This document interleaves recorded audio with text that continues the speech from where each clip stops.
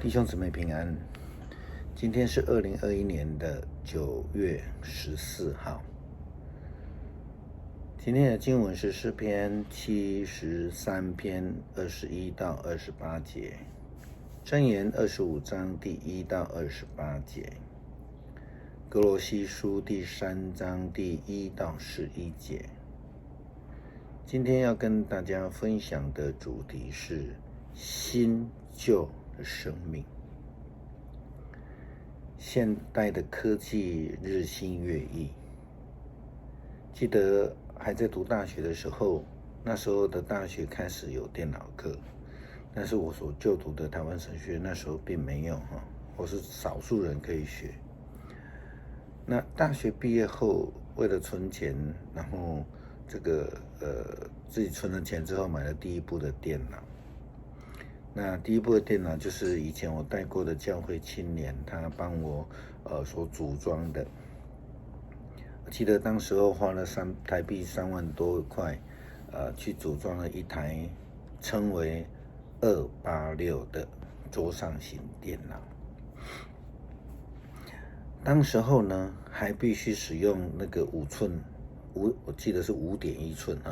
那软的那个开磁片放进去来开机，然后我们叫开机片，要从 DOS 进去开机，在那个时代。那又因为不愿意花钱去学电脑，所以这个帮我组装的青年也负责教我。那时候呢他住台北，我住桃园我们称为这个电话远距教学我们是非常fashion的那如今我们也是仍然维持这个远距教学，可是现在所透过的不再是用电话，我们透过网络，透过 Line， 透过Messenger 其他的工具。因为他的人在日本，那之前我在加州，现在又回到台湾，我们仍然保持的这个非常紧密的联系也继续跟他学习的这样的一个状态。只不过所使用的这个媒介，还有现在所使用的电脑，却是完全不一样，一再的更新现代的人可以一个人拥有好几部电脑，比如说桌上型电脑啦、笔记型电脑啦，包括呢最小型的电脑，我们说手机，智慧型手机那科技的这个更新速度真的是快到超出我们所可以想象的，特别是这10-20年来那我们可能大家都会有一种感觉啦口袋里的这个金钱永远跟不上这个设备更新的脚步了那无论在科技更新的速度是有多快，有一个事实是我们不能忽略的，就是说即便是这些所谓的新的科技进步的脚步，都必须奠基在所谓的旧的基础之上。但是在这样的旧的基础之上，却不断的要脱旧更新其实基督教的信仰也是如此，就是说我们必须不断的在更新的当中，但是这个更新在信仰上却有不太一样的角度我们的更新是离不开旧的基础，那我们又需要有一种生命是不被旧的事物给缠绊去抓住的否则的话我们就没有办法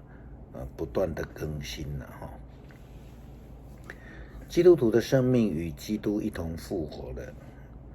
圣经告诉我们，我们已经是新造的人了。在圣经里面，虽然时常提到新旧的概念，可能弟兄姊妹大家比较熟悉的这一段经文，就是哥林多后书第5章第17节，他说若有人在基督里，他就是新造的人，旧事已过，都变成新的人。启示录21章第5节也说到，坐宝座的说，看啊，我将一切都更新了。又说，你要写上，因这些话是真实的，去旧换新，是上帝的心意。但是我们必须要去想的是说，到底去旧的定义是什么？有些人说就把旧的完全丢掉了哈。台湾有一段时间大概就是这样子哈。这个其实这样的定义颇值得我们去思想反省的哈。保罗说，所以弟兄们，我以神的慈悲劝你们，将身体献上，当作活祭，是圣洁的，是神所喜悦的。你们如此侍奉，乃是理所当然的。不要效法这个世界，只要心意更新而变化，叫你们察验何为上帝的良善、纯全、可喜悦的旨意。罗马书第12章1到3节啊，这是保罗对罗马教会的教导。他非常清楚地提到了更新是心意更新而变化。那这样的意思不是说要怎么样变，而是说不要效法这个世界，而且呢，要查验什么是上帝善良、纯全、可喜悦的旨意。哥罗西书也这样告诉我们，所以你们必须治死在你们身上作祟的那些属世的欲望，就如淫乱、行贿、污秽、邪情、恶欲和贪婪。他说贪婪好像是一种偶像崇拜。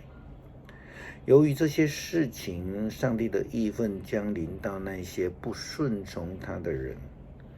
你们从前也曾经生活在这一类的欲望中，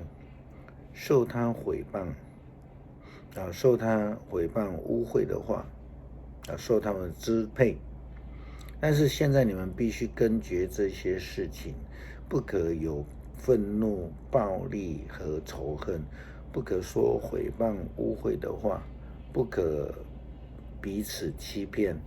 因为你们已经脱掉旧我和旧习惯，换上了新我。这个新我是创造主上帝按照自己的形象不断的加以更新，能够完全的认识他。这样说不再是有那种希腊人跟犹太人的区分，也不再有受限制、受割礼或不受割礼、野蛮的、未开化的、奴隶或自由的人这样的分别了。基督就是一切，基督他贯彻一切。在信仰上面这样的基础上面，我们所谈论的去旧换新，并不是说完全的丢掉旧的生命。台湾有一段时间，我们就把很多的旧的东西都丢掉了，这个其实不是正确的了哈。那基督教的信仰其实要叫我们所丢掉的那一些东西是属于世界的品格跟生命。这经文跟我们说的是习惯，旧我跟旧习惯。我们必须就丢掉这一些，回到上帝的面前，即便我们是旧的躯体，在上帝的特质里面再一次的被造。以弗所书第4章的第20跟24节，他说：你们学了基督，却不是这样。如果你们听见他的道，领了他的教，学了他的真理，就要脱去你们从前行为上的旧人。这旧人是因私欲的迷惑渐渐而变坏的，又要将你们的心志改换一新，并且穿上新人。这新人是照着上帝的形象造的，是真理的仁义和圣洁。这是保罗给以弗所教会的基督徒的教导说道，这个除旧的这个新人是回复到上帝原始的创造里面，也就是说，在亚当和夏娃犯罪之前，这个完美无缺的一个没有罪的受造者的形象，是离开罪、离开世俗，回归到上帝面前原始创造的生命，这才是圣经教导里那种新与旧的真正意涵。我们是否离开旧的生命，回到新的生命里面呢？就是要离开那种社会的做法，要回到基督的做法里面。再来的主日牧师会谈到从上面来的智慧，就会与今天这个主题有密切的关系，我们会一起来分享。